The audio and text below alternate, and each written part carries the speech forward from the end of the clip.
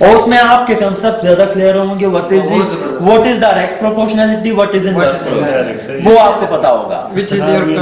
और मैं समझता हूँ खालिद साहब ने ये बहुत बड़ी एक्टिविटी की है और उस पर बहुत टाइम लगाया होगा। यकीनन मैंने तो इस्लामाबाद में एक बार की थी और यकीनन यहाँ पर भी किया होगा। फिर ट्रेनिंग, प्रायोरिटी 3 पर ट्रेनिंग, एजुकेशन और awareness, this is most important. But priority number 3 है ये, उससे पहले 2 चीजें होंगी तो इस पर आप आएंगे।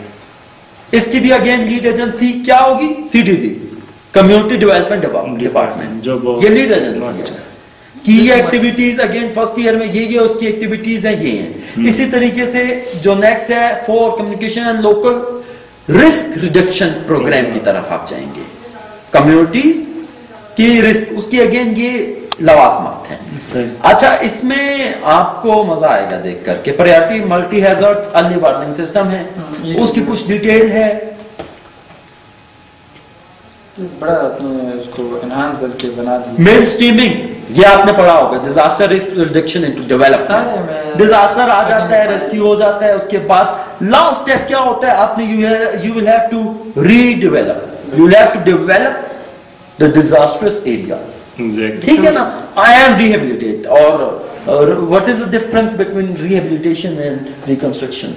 Both are the phases of development. Actually rehabilitation वो होता है जब एक जगह को आप बिल्कुल नए सिरे से दोबारा बनाते हैं, जो एक दफा खत्म हो चुका और आप उसको दोबारा।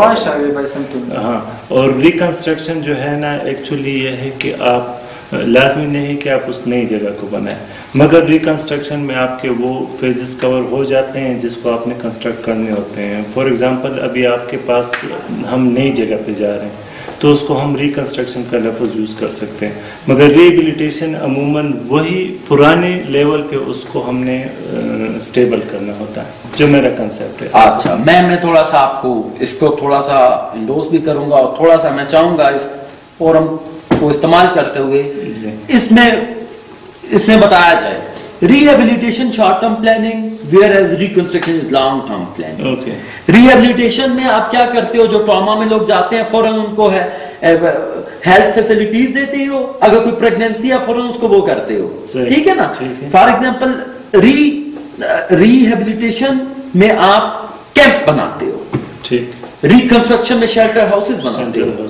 So what is first one is long term plan, short term plan and second one is the long term plan। तो ये आई थिंक ये क्लियर हो गई होगी क्योंकि मैंने काम किया है और इस पर जो नहीं है डीसीज वगैरह ने और कमिश्नर साहिबान हमारे जितने भी थे उन्होंने काफी ज्यादा इस पर बोले भी। और तो ये overall this is the concept जिसको जो डेवलप करने के बाद दे दिया जाता है, वो अकॉर्डिंगली इसको पॉपुलेट करेंगे with respect to their own needs, with respect to their own districts, ठीक है। नेक्स्ट हम क्या शेयर करते हैं? मतलब ये Balochistan PDRM plan, provincial disaster risk management plan, ये पहले से बन चुका है, लेकिन इसमें चेंजिंग की जरूरत है।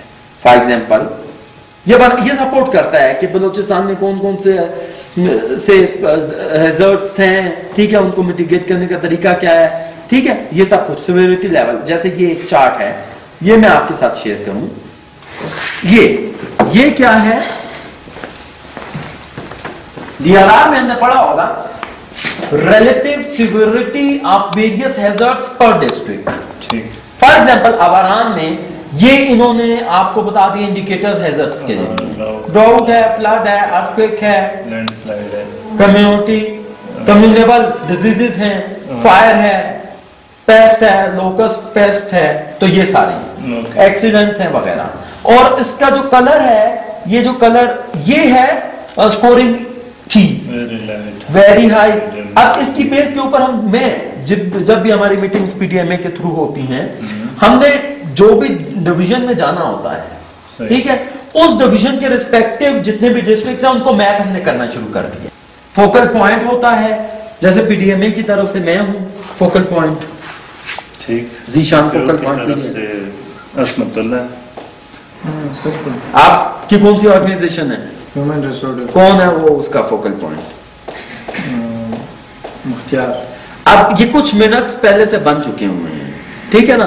तो ये पूरा अभी डिपार्टमेंट बन गए FAO में, DRM DRR has become mandatory portion in any development. Exactly.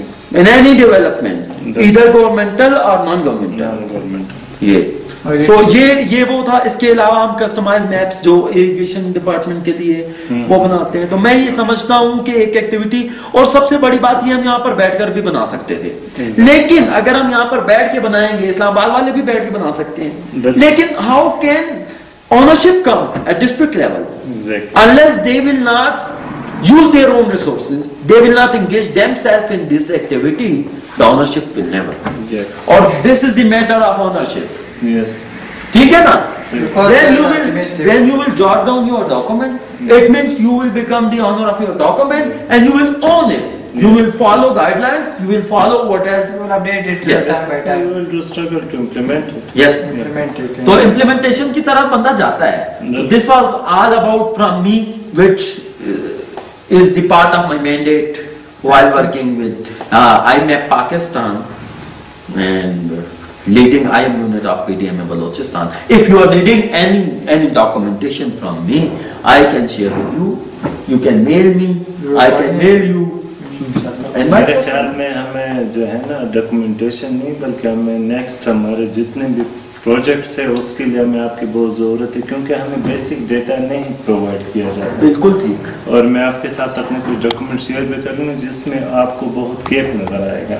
और मेन गैप इसी वजह से कि जिस सेक्टर में हम काम करना चाहते हैं उस हवाले से हमें डेटा नहीं मिलता। फॉर एग्ज़ाम्पल, अगर हम इरीगेशन यानी वाटर कोर्सेज के हवाले से, वाटर हार्वेस्टिंग स्ट्रक्चर्स के हवाले से बात करें या लाइफ स्टॉक के हवाले से बात करें, तो जिस एरिया में अगर मैपिंग के हवाले से उस एरिया का मैपिंग प्रॉपर हुआ हो तो आप कोई भी प्रोजेक्ट इजीली इंप्लीमेंट कर सकते हैं। कोई भी डोनर आपके साथ इजीली एग्री हो सकता है।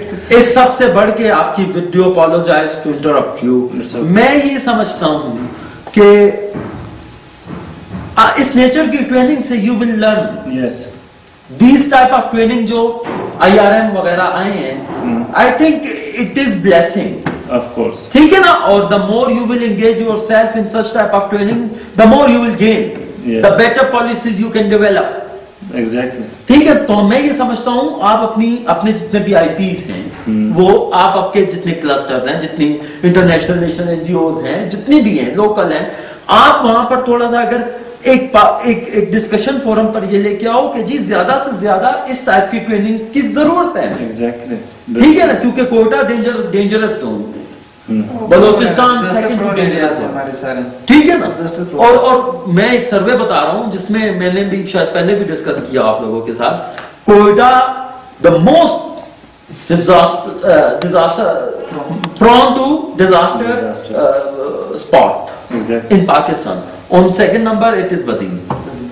तो मैं ये समझता हूँ जितनी ज्यादा ट्रेनिंग और जितना ज्यादा जो भी ऑर्गेनाइजेशन आए, जैसे इस तरह एक डायनामिक इंटरएक्टिव सेशन हुआ ना, इसमें डायनामिक इंटरएक्टिव सेशन था। Everyone has to speak and everybody did speak, everybody spoke. ठीक है ना? तो उसमें ग्रुप एक्टिविटीज हो गई, ये चार्ट्स बता रहे होते हैं, ये क्या है, किला इसमें बेसिकली क्या था कि हैजर्ड्स कोई आ रहा है तो उसके लिए इलेक्ट्रिसिटी वायर है, दिस एंड दैट। तो इन्होंने जो एक टॉपिक कराया हुआ होगा कि जी कम्युनिटी वल्नरेबल टू हैजर्ड, उसके बाद उन्होंने एक सिनेरियो क्रिएट किया, सिनेरियो मैप बनाया कि ये चीजें अवेलेबल है, अगर डिजास्टर आते तो ये सब इफेक्ट करेगा हमारे, या फ्लड। ये सिनेरियो मैप है। और जब हम ये अब मैं डेवलप किया है जो डिस्ट्रिक्ट लेवल का प्लान, वो इसी को रिप्लिकेट करेगा, स्कोप वाइडन होगा, इसी की बेस के ऊपर प्रोविंशियल मैप बनेगा, उसकी बेस के ऊपर नेशनल बनेगा, हो सकता है नेशनल को यूज करके कॉन्टिनेंटल बनाया जा सकता है। एग्जैक्टली। Got it? मगर ये एक बात पे भी तवज्जो देनी चाहिए कि अभी हम ओचा से जो है ना मीटिंग करके आ रहे थे, उन्होंने कहा कि next 20 years Balochistan same scenario ये रिपीट होंगे, ये प्रेडिक्शन आई है क्योंकि ग्लोबल वार्मिंग, ठीक है, और क्लाइमेटिकल चेंजेस की वजह से 20 साल ये बात में हम हर डीजी साहब हर उसमें बात करते हैं। ये अच्छा हुआ, ये भूल गया था कि जी नेक्स्ट 20 साल हमारे लिए बहुत रिस्की है, तलवार लटक रही है, स्वॉर्ड ऑफ डेमोक्रेसी। और हम लोग अगर अभी नहीं तो कभी नहीं, नो और नेवर। यस, अगर इतने एक्सपीरियंसेस के बावजूद भी हम इसको कंट्रोल नहीं कर सकते तो हमारे लिए बहुत